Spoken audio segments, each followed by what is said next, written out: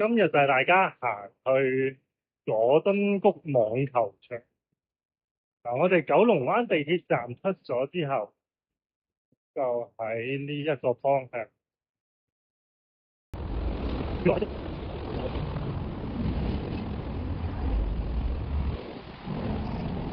嚟到呢度轉右，右手邊有個運動場嘅，咁前面就係淘大啦。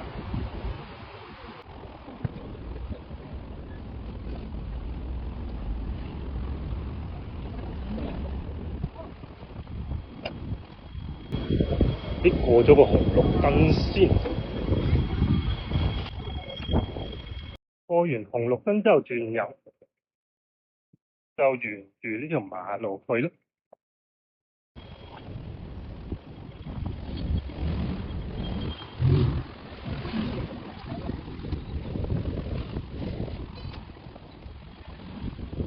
去到呢度咧，要過兩條嘅紅綠燈嘅。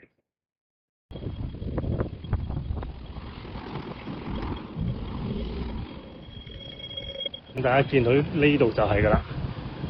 咁入邊其實有幾個停車位啦，咁成日會見到有啲車喺度等，其實就係等緊入邊啲車出嚟，咁佢哋就可以行入去。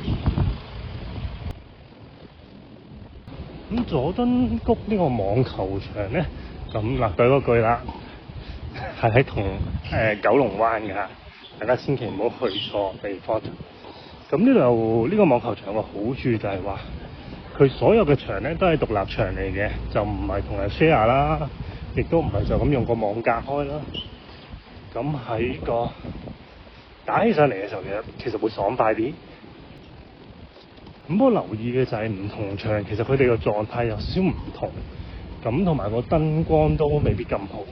咁如果冇記錯，2號場因為之前翻新咗，所以其實整體嘅狀況係最靚嘅。好，咁就換件衫去打波先。佢洗手間其實離網球場有少少遠嘅，咁所以大家預返少少時間啦。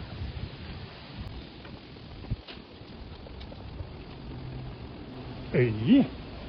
之前個男廁裝修緊，而家睇嚟好似裝修好咯。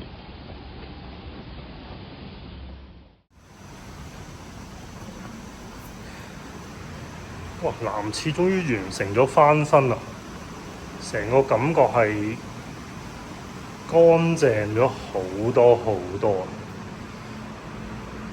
咁仲左右兩邊 locker，哇！成個感覺好正。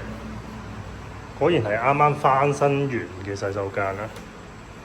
咁啊，沖涼位都非常之乾淨企理嘅。今次成功。